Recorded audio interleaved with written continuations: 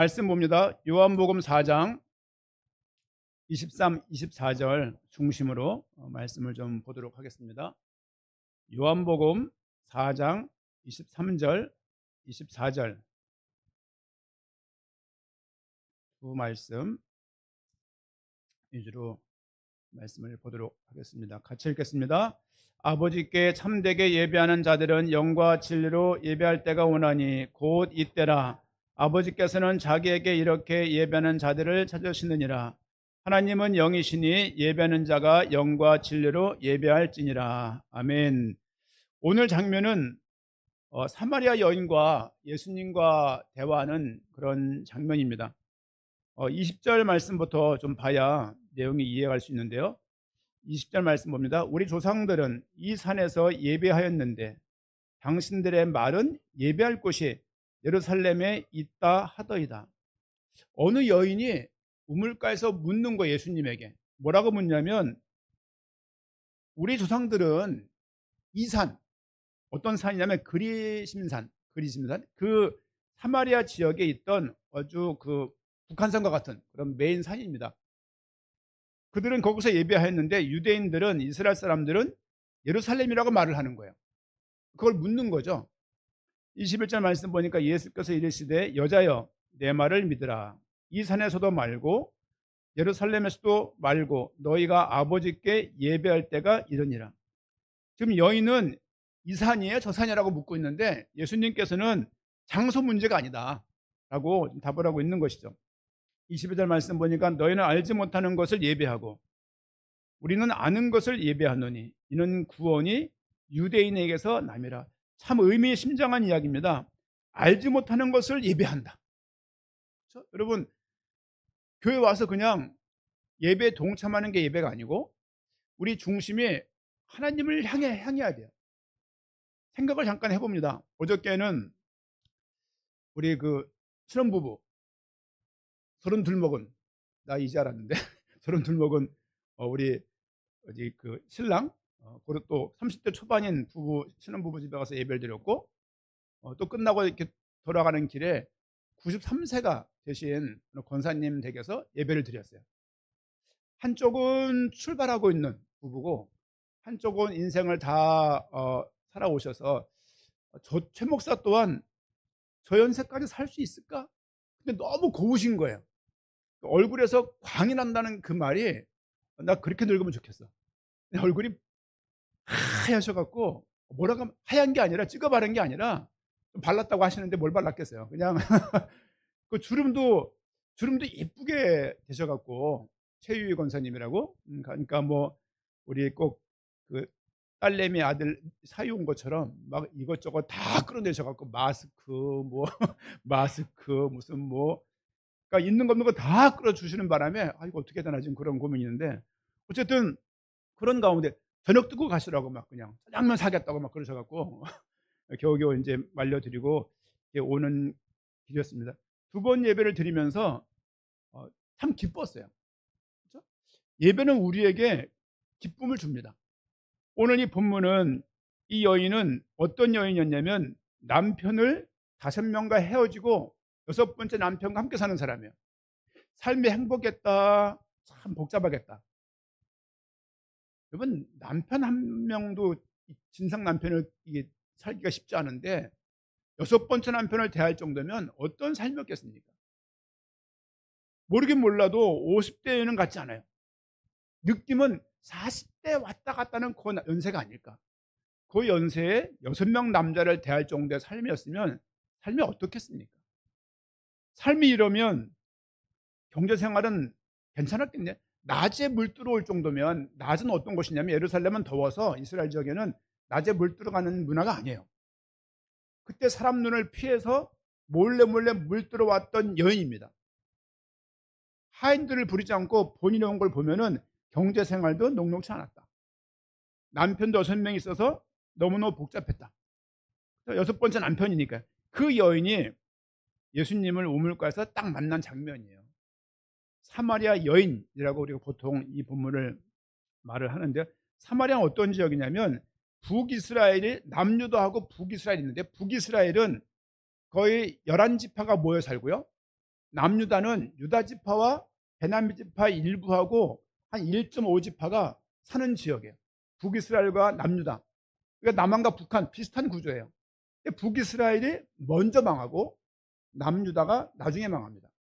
망하면서 생겨난 그 지역이 있는데 혼혈, 이스라엘 전통 민족이 아니라 혼혈인들이 모여 있는 지역이었어요. 예루살렘 이 이스라엘 사람들은 자기 민족에 대한 어떤 특별한 그 정서가 있는 사람들이라서 희귀, 옛날 말로 말하면 혼혈아 아시죠?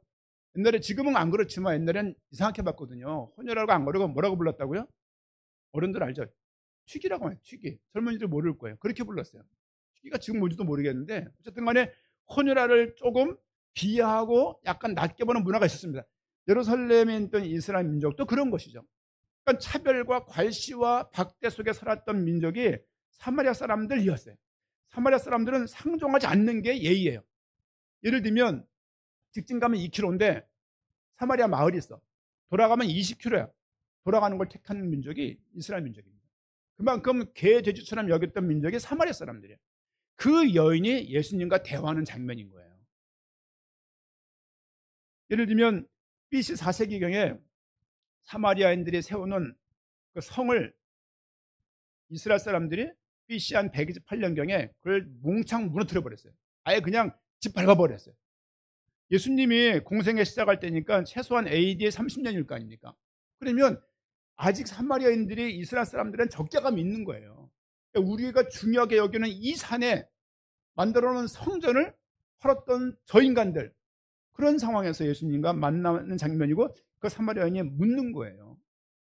개인적인 대화가 끝난 다음에 묻는 겁니다. 그 여인이 말합니다. 21절 22절 너희는 21절 여자여 내 말을 믿으라. 이 산에서도 말고 예루살렘에서도 말고 너희가 아버지께 예배할 때가 올 것이다. 아버지께 예배할 때가 이르리라. 지금은 누구한테 예배를 드리고 있다는 거예요? 아버지께 예배할 때가 오겠다는 거예요. 의미가 이 한 구절 한 구절이 참 묵상할 여지가 많습니다. 21절 너희는 알지 못하는 것을 예배하고 우리는 아는 것을 예배하노니 이는 구원이 유대인에게서 남이라. 꼭 기억하십시오. 예배 드릴 때 하나님을 의식하셔야 돼요. 하나님을 인식하지 않고 의식하지 않고 자각하지 않고 자기 멋대로 하는 예배 아닙니다. 저는 예전에 교회 와서 저 뒤에서 일간 스포츠 보는 분을 본 적이 있어요. 아니 어떻게 교회 와서 우리 양우리 교회 때 그리고 저 구석에서 서부교회 때 저 구석에서 이렇게 신문을 보는 거예요. 일간 스포츠 이런 것들을 교회 오셔갖고 볼 수 있죠. 볼 수 있는데 여러분 예배당 자체가 그냥 건물이지만 우리가 의미를 부여하지 않습니까? 하나님께 예배하는 곳이라고. 그런 거죠 이제. 볼 때 뭔가가 하나님을 의식함이 없구나. 저분이 권사님 아들인데 하나님을 의식함이 없구나. 저 사람이 어떤 삶을 살아갈까 생각이 드는 거예요. 물론 지금 훌륭한 장로님이 되어 계십니다. 하지만 여러분이 아는 분이에요. 하지만 여러분도 마찬가지입니다. 하나님을 의식함이 없이 최 목사가 서 있다 그렇게 생각하시면 안 되고 최 목사를 통해서 하나님께서 말씀을 우리에게 전달하고 있다고 생각해야 됩니다. 그렇죠? 제가 하나님이 아닙니다. 하지만 하나님 말씀을 대언하는 자로서 여러분들이 최소한 신뢰함이 있어야 돼요. 그렇지 않으면 말씀 못 받습니다. 여러분 성도나 목사나 다 중요합니다. 그렇죠? 하지만 하나님께서 이 예배 때는 주님께서 제일 귀한 분으로 우리 인생에 거기에 딱 초점 맞추고 예배함이 필요합니다. 23절 아버지께서 참되게 예배하는 자들을 영과 진리로 예배할 때가 오나니 곧 이때라. 아버지께서는 자기에게 이렇게 예배하는 자들을 찾습니다. 하나님을 누굴 찾냐? 예배하는 자를 찾는 거예요. 여러분 예배는요 기도만 아닙니다. 예배는 말씀만 아니에요. 예배는 헌금만이 아니라 모든 걸 다 드리는 것이고 말씀만 받는 것이에요. 헌금도 드립니다. 찬양도 드립니다. 그렇죠? 많은 걸 다 드리지만 우리가 주 앞에서 신령과 진정의 모습으로 하나님께 예배하려고 그를 경배하고 그를 생각하고 부족한 부분들을 주님께 아뢰고 그런 모습들이 예배 때에 필요합니다. 그것이 없이 개척교회에 나와 있다면 힘든 거죠. 큰 교회가 낫죠. 분위기가 훨씬. 저는 명동 성당에 가본 적이 있습니다. 명동 성당에 한번 뭐 서울에서는 꼭 가봐야 될 명소니까 한번 가봤어요. 딱 들어가자마자 나도 모르게 손이 모아져요. 왜냐면 그 뭡니까? 실내가 너무 거룩한 느낌의 공간인 거, 그 공간이. 딱 들어가면 약간 어둑하면서 뭡니까? 이렇게 유리되어 있는 이렇게 있잖아요. 이렇게 쭉 가면서 그 느낌이, 그리고 조용한 느낌이 뭔지 모르게 거룩함과 그 예배당에서 느끼는 그 어떤 모습에 딱 이렇게 위압감을 느끼면서 나도 모르게 이렇게 기도하게 되더라고요. 뭐 개척교 보십시오. 뭐 십자가등 뭐 더하기등인가 십자가등인가 이게 이거 있고 뭐 특별히 방음도 안 되고 그쵸? 지금 이 뒤는 썰렁해요. 여러분 어떤지 모르겠는데 그래서 지금 많이 좋아졌는데 뭐 그런 공간 뭐든지 큰 교회에서는 부족함이 많지 않습니까? 그런 공간에서 여러분이 진짜 주를 예배하는 중심과 마음이 없다라면 얼마나 그 삶이 힘들겠습니까? 여러분들 25절 말씀 보니까 여자가 이르되 메시아 곧 그리스도라 하는 이가 오실 줄을 내가 압니다. 그가 오시면 모든 것을 우리에게 알려주실 것입니다 라고 말을 했어요. 26절 한번 26절 같이 읽겠습니다. 시작. 예수께서 이르시되 내게 말하는 내가 그라 하시니라. 이 장면을 보이는 성경이라는 게 있어요. 요한복음. 그러니까 이 장면을 만든 영상이 있습니다. 그때 예수님 말하는 거죠. 내가 말하는 내가 그다 라고 말할 때 그 여인이, 눈이 큰 여인인데요, 눈이 막 진동을 하면서 그 물통을 내버려 두고서 동네를 막 뛰어가는 장면을 본 적이 있어요. 메시아를 기다리고 있는데 메시아가 내 앞에 앉아 있는 거야. 그렇죠? 예수님이 하신 말씀입니다. 하나님은 예배하는 자를 찾고 계신다. 그렇죠? 오늘은 말씀 제목이, 저도 서론이 좀 길었습니다만은 말씀 제목이 교회 공동체 특징 두 번째인데, 오늘은 예배의 공동체에 대해서 말씀을 좀 드리고자 합니다. 교회는 예배의 공동체입니다. 그렇죠? 예배가 없다라면 사실은 교회에 모일 이유가 없죠. 뭐 집에서 예배가 불가능합니까? 요즘처럼 주민이 유튜브니 많은 것들이 준비가 되어 있기 때문에 예배 드릴 수 있는 환경이 얼마나 잘 갖춰져 있습니까? 그렇죠? 하지만 왜 예배당에 모여서 예배를 해야 되는지, 이런 부분들에 우리 상관도 없다라면은 사실은 예배의 의미를 부여할 수 없는 것이죠. 저는 어려서 제대로 말씀을 깨닫거나 이해하거나 감동하거나 감탄한 적이 한 번도 없어요. 그러다 보면은, 근데 교회가 좋았어요. 교회가 끊임없이 계속 교회가 좋고 예배가 좋고 거기 막 성가대 쓰는 게 좋고, 성가대 쓰면 저 뒤에 현사모 뒤통수 보니까 그것도 더 좋고 학생 때였으니까 그래가면서 또 화음 맞춰서 막 할 때 막 본향을 향하네 뭐 엘리야 하나님 이런 걸 부르면서 가슴에 막 은혜가 이렇게 있는 거예요. 근데 그런 걸 통해서 예배가 좋다고 느낀 적이 있는데 한 번도 없어요. 한 번도 없는데 쭉 돌아다 보니까 매번 예배를 통해서 예배를 드렸고 예배를 통해서 뭔지도 모르는 말씀을 듣는 가운데 여기까지 온 것 같아요. 아, 그때 그분이 이런 말씀이었겠구나. 저 놀라운 건요, 고1, 고2, 고3 때 성경 설교 쓴 노트가 집에 있어요. 그것뿐입니까? 제가 모교에서는 학생들이 학교할 때 교회 잠깐 들렀다가요, 동네 친구들이니까 하교할 때 교회 가서 그 지하에 훈훈한 지하 다락방 기도실이었거든요. 다락방 거기 들어가 가지고 쿰쿰해요. 들어가면 지하니까 거기다가 이제 또 기도 제목 써놓고 이렇게 했던 노트가 있어요. 노트가 집에 있습니다. 그리고 청소년들끼리 모여가지고 방명록 10년 대 만나면 어디서 만났고 막 이런 거 쓴 거 있어요. 이상하게. 지금도 제 집에 있어요. 저 뭔가 모으기를 좀 좋아하는 것 같아요. 이렇게 사서라 뭐 보존하는 걸 좋아하는 것 같아요. 어쨌든 간에 그런 가운데 읽으면서 거기에 이름했던 사람들 대부분 다 지금 신앙생활하고 있어요. 놀랍지 않습니까? 그렇죠? 우리 박희영 집사님이 근래 카톡에 초대됐잖아요. 미국에 있지만 어릴 때 목에 반주자였어요. 이렇게. 그렇죠? 그리고 또 우리 양우륙에 있을 때 같이 신앙생활 했었고 등등등이죠.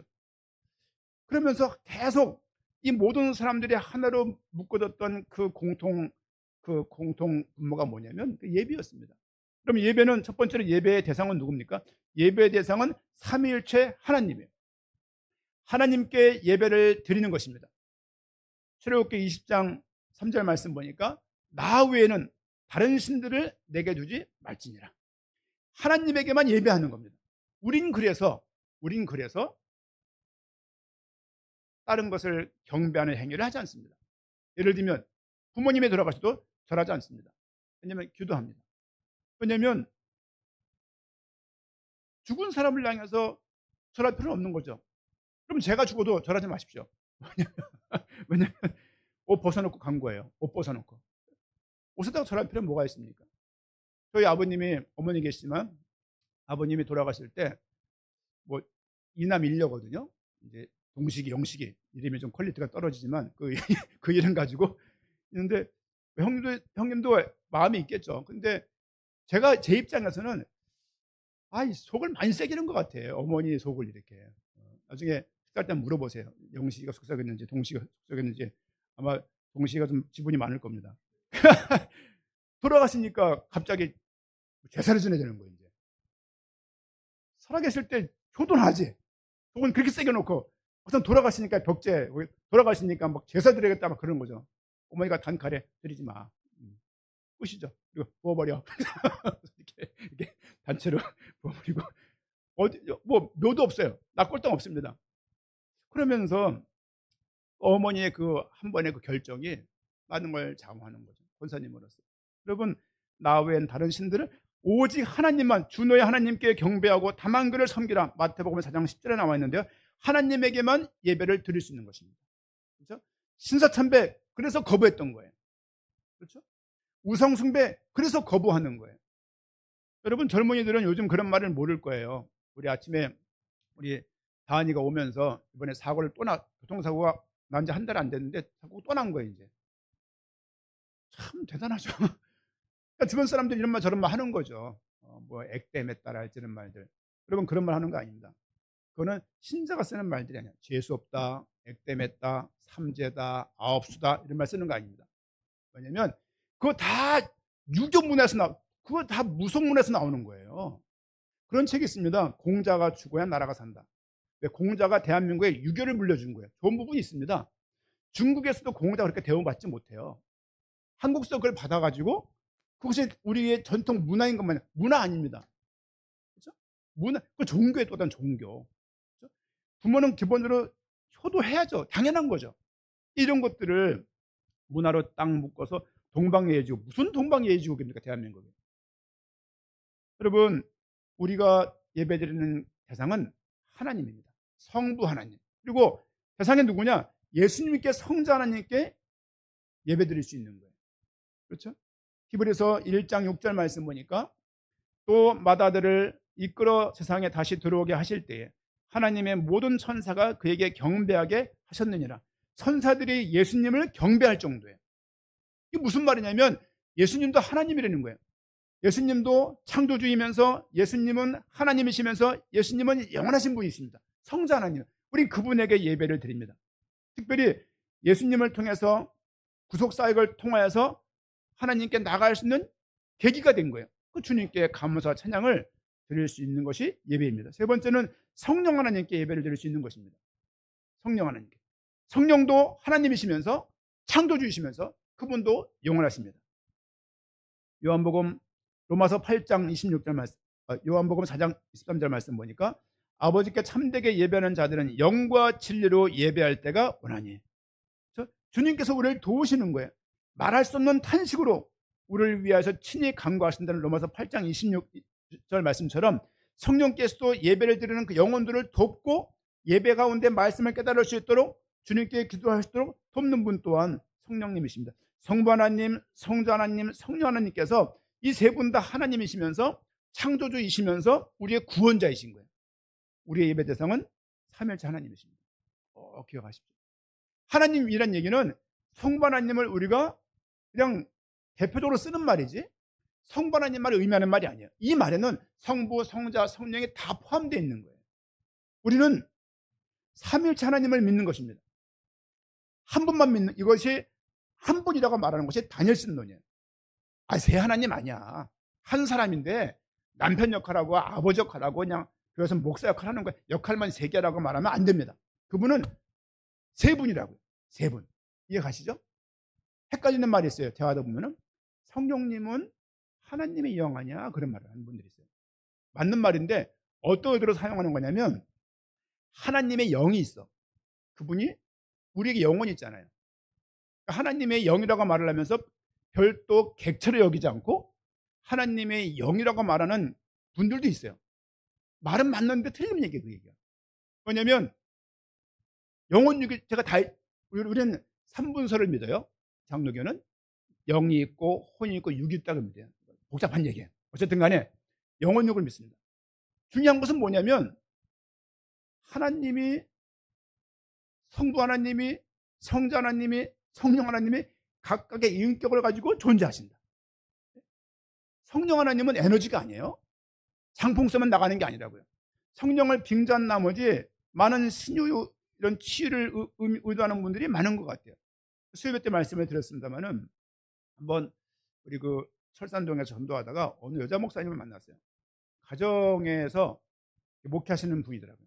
근데 그분이 어떻게 남편과 이혼을 하신 분이고 저한테 그런 말을 하시는 거예요.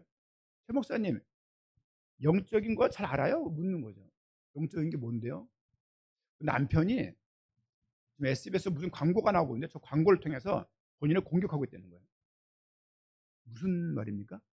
저 SBS의 저 광고하고 MBC의 저 광고를 통해서 자기를 지금 목을 조이고 있다는 거예요. 돌았죠. 아니 무슨 얘기인지 가만히 있다 보니까는 이해 안 가시죠? 영적인 이야기 그러더라고요. 그게 영적인 이야기입니까? 망상이지 그게? 그런 식의 신앙생활을 하기 시작하면요, 여러분 성령 운동하시는 분들은 역사가 많아요. 내가 뭐 아픈 데가 대부분 아픈 데 다 있잖아. 이제 너무 안 되니까 낫고 싶은 마음이 있죠. 덜컥 나면 큰 문제입니다. 더 이상 하나님을 성경을 통해서 예배를 통해서 믿지 않아요. 개인적으로 하나님을 직통거래하는 거예요.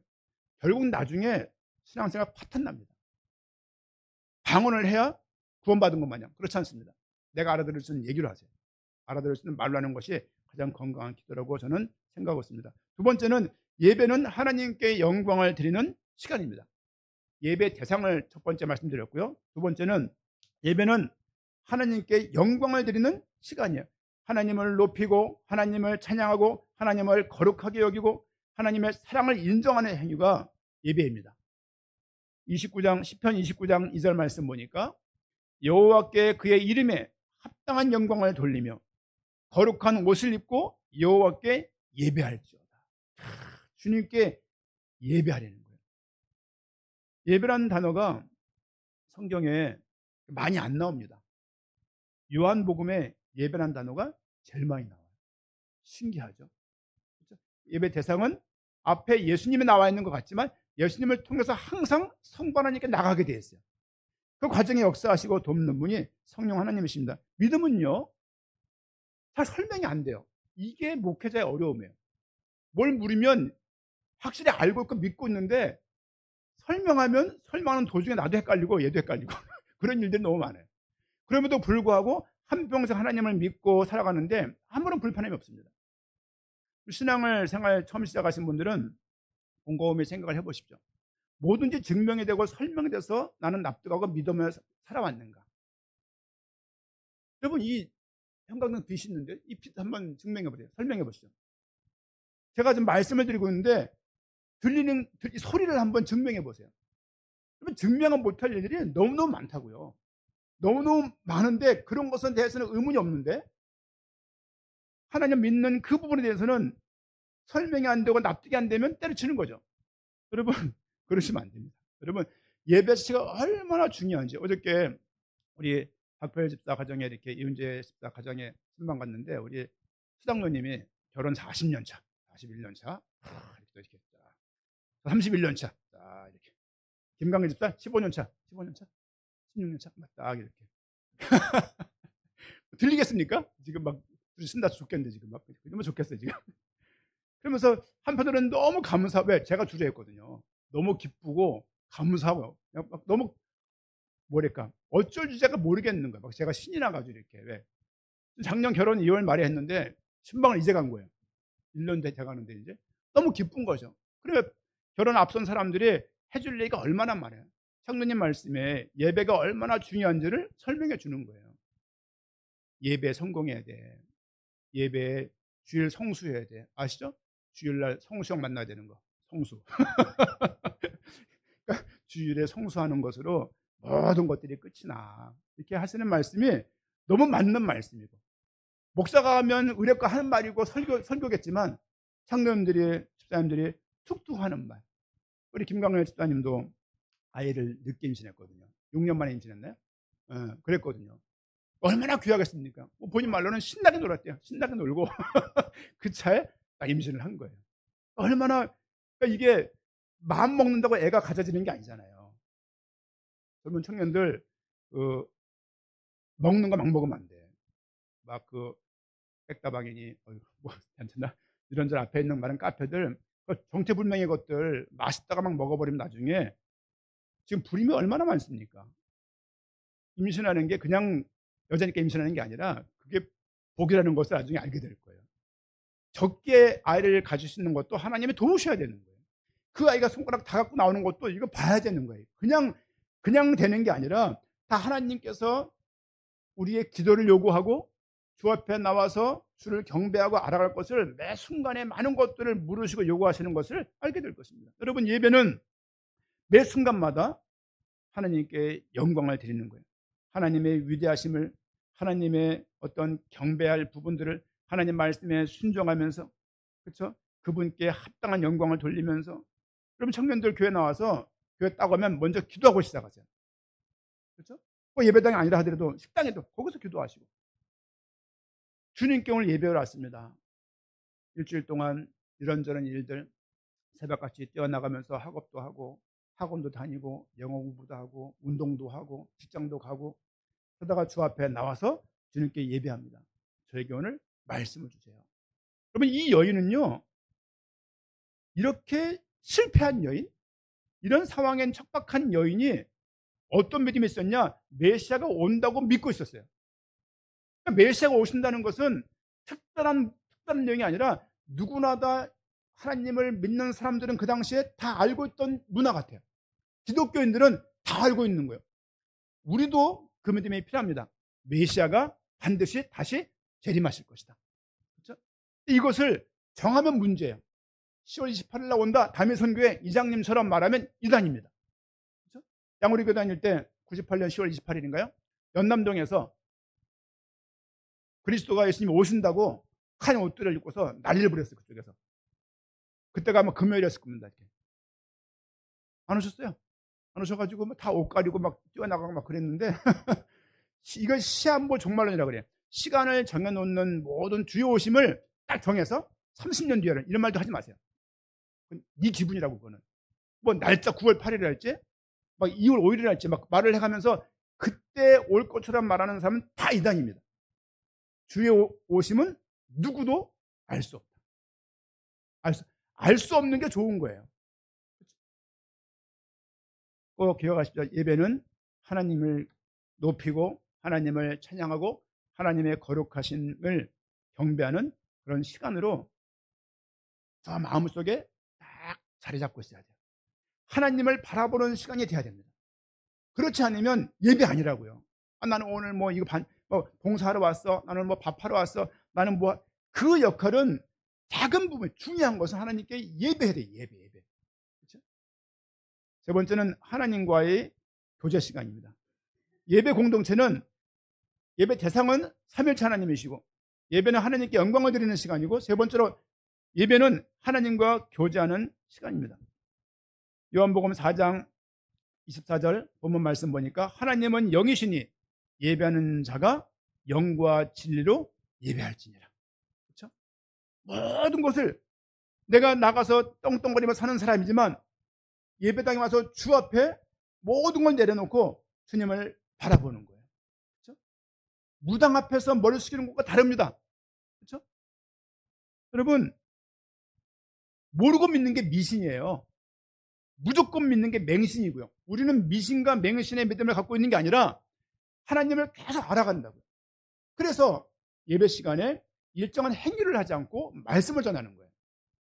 주술적인 행위, 징을 막 치면서 주문을 외운다 할지 투닥거리 한다랄지 이런 모든 종교적인 행위들은 종교의 그야말로.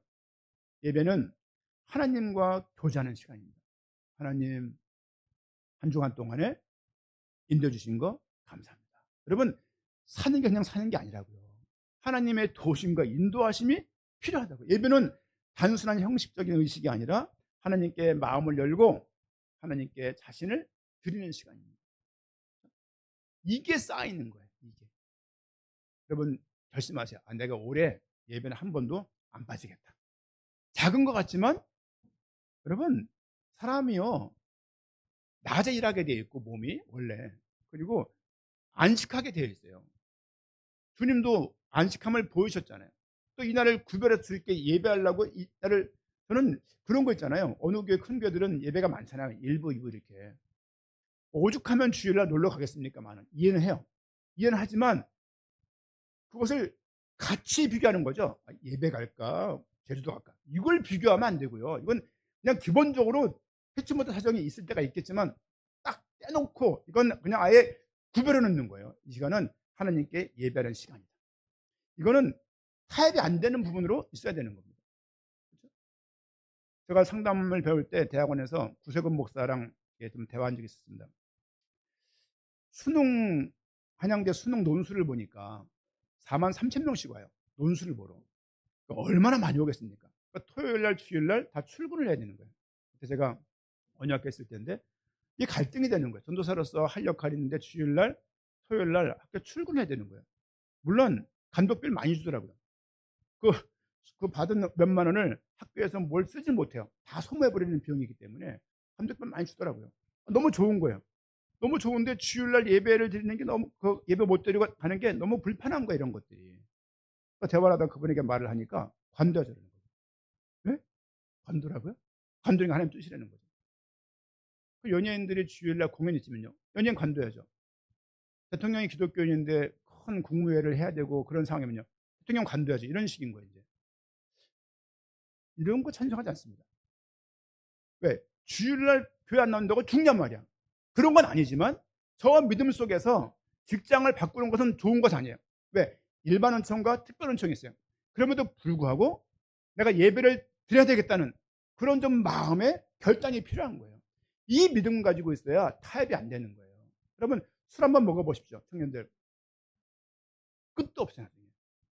끝도 없고 한 잔이 두 잔이 되고 두 잔이 세 잔이 되고, 물론 저주하는 게 아니라 그게 처음부터 그게 타협이 되면 양보해야 될 게 너무너무 많더라고. 예배는 타협의 대상이 아니에요. 예배는 비교 대상이에요. 그러나 지혜롭게 해야 돼, 지혜롭게. 그렇죠? 가족끼리 다 모이는데 막 굳이 막 그냥 뭐 우상숭배 안 하겠다가 막 다 들이붓고 그렇게 할 게 아니라 지혜롭게 할 수 있지 않나요? 예를 들면 뭐 좀 더 내가 경배를 더 된다랄지 여러 가지로 많이 있지 않겠습니까? 이번에 40년 만에, 41년 만에 고2 때 보고 못 만난 후배를 한번 만났어요. 같이 만나서 대화를 했는데 참 즐겁더라고요. 딱 41년 만이더라고 보니까. 말이 41년이지. 근데 다 그쪽으로 고민이 있는 거예요. 왜냐하면 어찌 하다 보니까 안 믿는 여자들하고 결혼을 하게 된 거죠. 이제 다 불교를 믿으니까 힘든 거야. 제사를 지냈는데 아주 그냥 FM대로 드리는 거야. 불교식으로 막 그냥. 절도 한두 번 하는 것 같아. 절에 가서 제사를 드리는 상황이 발생되는 후배가 있더라고 보니까. 이제 이럴 때 아내는 한 번쯤 와서 절을 해달라는데 해야 돼 말해야 돼 형, 그러는 거죠. 이제 내가 어떻게 하냐고. 그러요. 네가 알아서 해야지. 그런 대화를 했었는데 그런 거죠. 이제 한 번만 아들렸는데 그 한 번이 안 되는 거야. 얘는 이제 그래도 믿음이 생겼으니까 그걸 하기가 어려운 거지. 이제 그래서 뭐 다른 방법으로 도울 수 있지 않겠냐. 또 그 자리를 뭘 피하냐. 가서 있어라. 그럼 절하지 말고 뭐 기도하면 되지 뭐.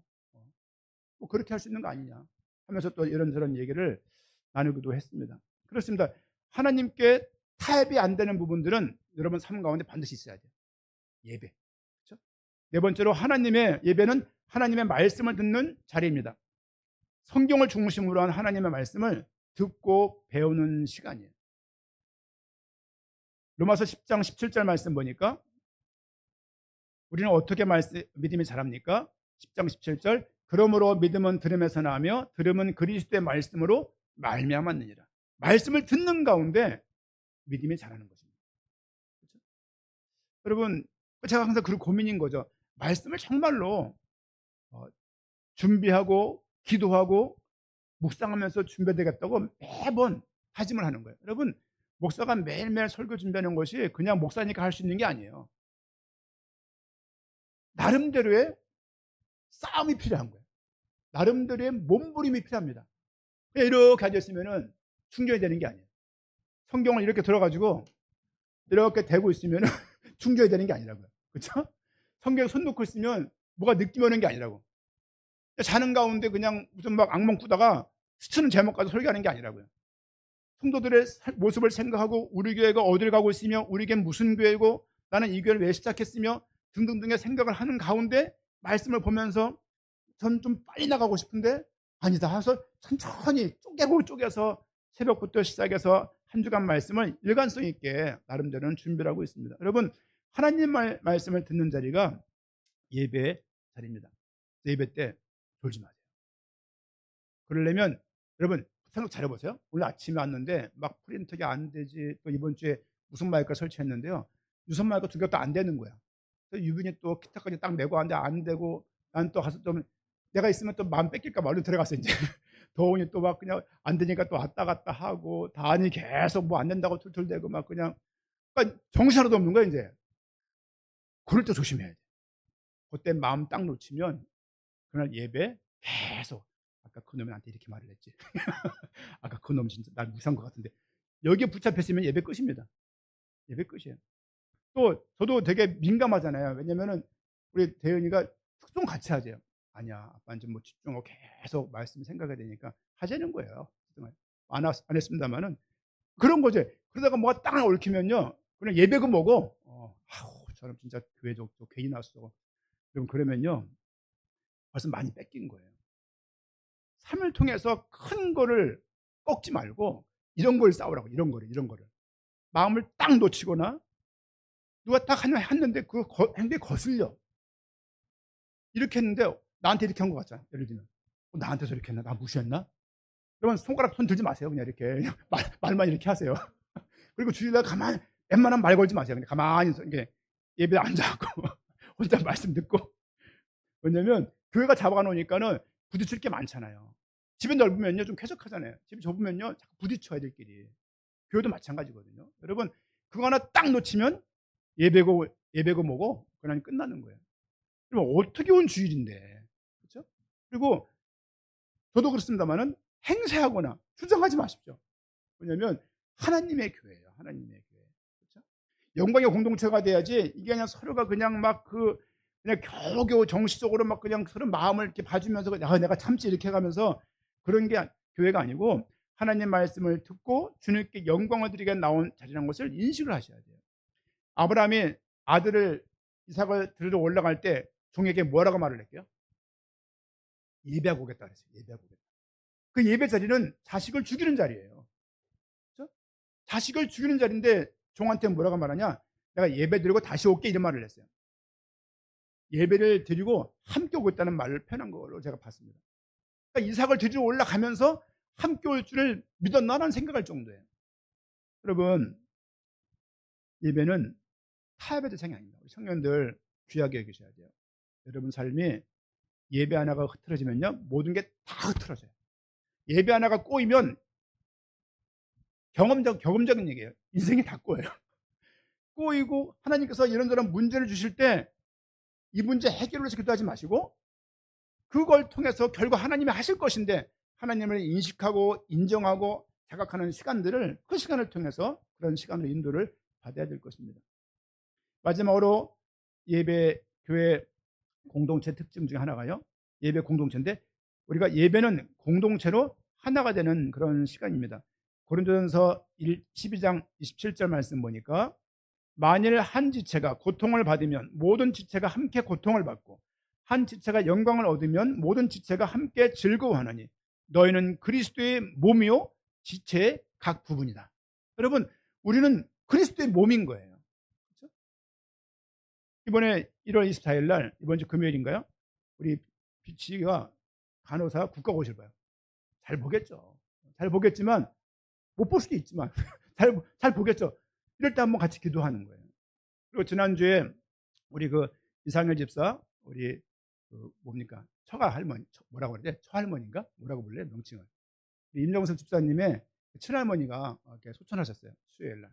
금요일 날 발인을 하셨었는데 얼마나 할머니가 사랑이 또 애틋하더라고 보니까 이렇게. 할 수 있는 게 많지 않지 않습니까, 우리가? 기도하는 거예요, 이렇게.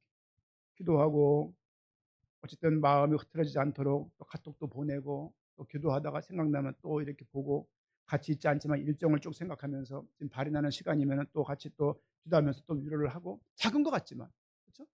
많은 분에게 알리지 못했습니다만은 그렇게 기도하면서 공동체가 하나 되는 것이죠.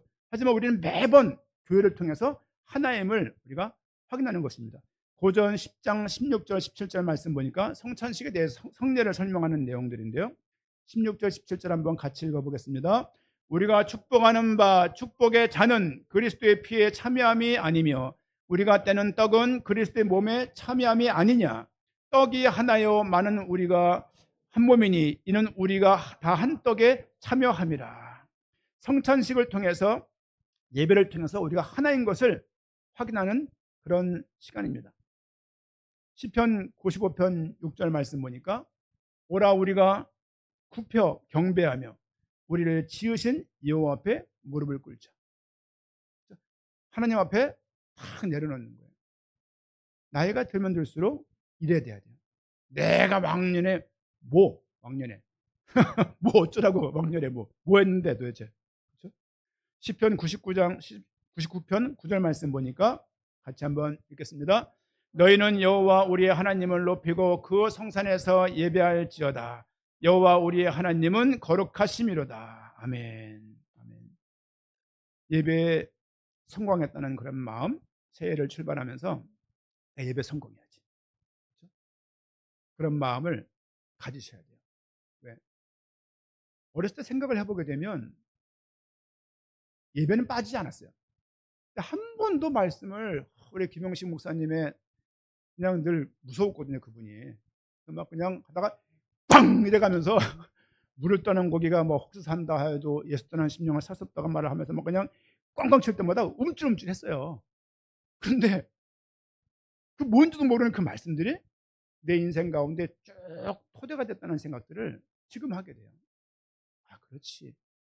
기억도 안 나는 말씀이지만 그 말씀들이 내 인생의 토대가 됐고 나를 견인할 수 있는 어떤 계기가 되었고 내가 또 스스로 견디고 참고 나갈 수 있는 어떤 토대가 됐다는 생각들을 하게 됩니다. 청년들 어려울 때 앞으로 많이 있을 겁니다. 엄마 아빠들이 살아왔던 인생도 그냥 웃으면서 하하호 하면서 뛰어온 거 아니에요. 수많은 허들을 뛰어넘으면서 여기까지 살아온 것입니다. 여러분들도 그런 일을 많이 당하게 될 거예요. 여러분이 어른들보다 낫잖아요. 그러면 더 나은 모습으로 더 모든 것들을 더 잘 넘어야 되는 거예요. 그렇죠? 못 살겠다고 주저앉고 또 선택을 잘하고 생각을 잘하고 결정을 잘할 수 있도록 항상 예배 중심에 되어서 말씀을 기억함으로 하나님의 뜻이 무엇인가 물을 수 있어야 됩니다. 우리 대현이가 멘트를 참 잘했는데 부유하게 삽시다. 부유하게. 그리고 부자로 삽시다. 하지만 주님에 대해서 주를 믿는 믿음이 우리에게 있어야 될 것 같아요. 여러분, 경제를 모르는 것은 선이 아닙니다. 경제를 알아야 돼요. 전 잘 몰라요. 왜냐하면 알면 자꾸 말하게 될까 봐 안 하는 것도 있는데 어쨌든 경제를 알아야 되고 경영을 알아야 되고 운영을 알아야 되고 부동산도 알아야 되고 주식도 알아야 되고 코인도 건강한 코인도 알아야 되고 그건 좋은 얘기들이에요. 왜? 지금 가서 막 그냥 따박따박 월급 받고 사는 시대가 아니에요. 가족끼리 함께 할 수 있는 게 있으면 어떤 공유 경제도 한번 만들어 보고 그렇죠? 여건이 되면 스마트 스토어 같은 것도 한번 청년들은 도전도 해보고 등등등 필요하죠. 필요하죠. 하지만 그 속에서 이 모든 것들이 하나님의 도우심으로 인도하심으로 되었다는 그 기준들이 삶 가운데 탁 이렇게 있어야 돼요. 오늘 갈급했던 이 여인은 읽어보십시오. 예수님 무슨 답을 했는데 갑자기 일어나가지고 그리스도라고 말하고 뛰어가지? 읽어보면요 그냥 평이한 이야기예요. 예배를 여기서 드려 저기서 드려야 돼요. 그 문제가 아니라 그냥 하나님께 예배 드릴 때가 올 거야. 신령과 진정의 예배 드릴 때가 올 거야. 이 말밖에 없거든요. 그러니까 하나님께서는 예배하는 자를 찾아. 라고 말하니까 여자가 메시아 곧 그리스도 하는 이가 오실 줄 내가 압니다. 그가 오시면 모든 것을 우리에게 알려주실 것입니다. 예수님이 그게 나야 이런 거예요. 이 이야기야 그냥. 뭐 감동도 없고 은혜도 없고 그냥 몇 문장 안 되는데 하나님께서 이런 말 가운데 주시는 깨달음과 은혜가 있는 거예요. 여러분들 설거 잘하는 사람, 이 연설 잘하는 사람 얼마나 많습니까? 근데 이 말씀을 듣는 가운데 우리 영혼에 짜릿짜릿 아니면 그런 느낌이 없다 하더라도 담겨주는 영적인 힘이 있다고요. 영적인 힘을 얻는 시간이 예배 시간입니다. 여러분 예배 시간이 모든 생활의 기준이 돼야 돼요. 이 노는 시간이 아니에요. 노는 시간이 아니라 예배를 드리는 그 시간을 통해서 힘을 얻고 그 힘 가지고 또 우리 인생 속으로 뛰어들어가는 것입니다. 교회는 예배의 공동체입니다. 예배 공동체로 영광의 복음교회가 올 한 해도 주 앞에 예배하면서 특별히 가정도 교회입니다. 그래서 지역 가정교회 함께 모여서 때를 따라서 예배하시고 또 이런 형태로 뭐 밥도 드시고 또 다양한 형태로 만남을 가지시면서 모든 교회가 교회 화곡동에 한 곳이 있지만 형성된 교회로서 예배 중심으로서 인도받는 그런 새해 하나가 되기를 부탁을 드리고 그렇게 축원드립니다. 아멘. 아멘.